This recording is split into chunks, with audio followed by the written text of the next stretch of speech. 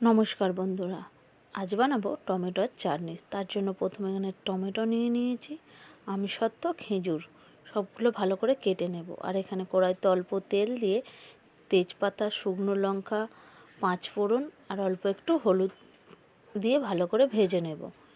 এরপর কেটে রাখা টমেটোগুলো দিয়ে দেব, দিয়ে একটু নেড়ে চেড়ে পরিমাণ মতো দিয়ে দেব নুন।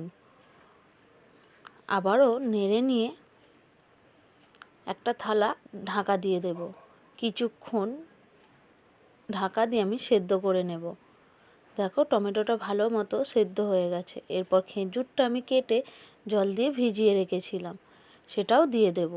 দিয়ে আবারও থালা ঢাকা দিয়ে কিছুক্ষণ ফুটিয়ে নেব। এরপর ভিজিয়ে রাখা কাজু কিশমিশ আমি দিয়ে দেব। স্বাদ মতো দিয়ে দেব চিনি। চিনি দিয়ে কিছুক্ষণ ফুটিয়ে নেওয়ার পর এরপর দিয়ে দেব আমসত্ত্বগুলো আমি ছোট ছোট করে কেটে নিয়েছি, সেটাও দিয়ে ভালো করে নেড়ে চেড়ে নেব।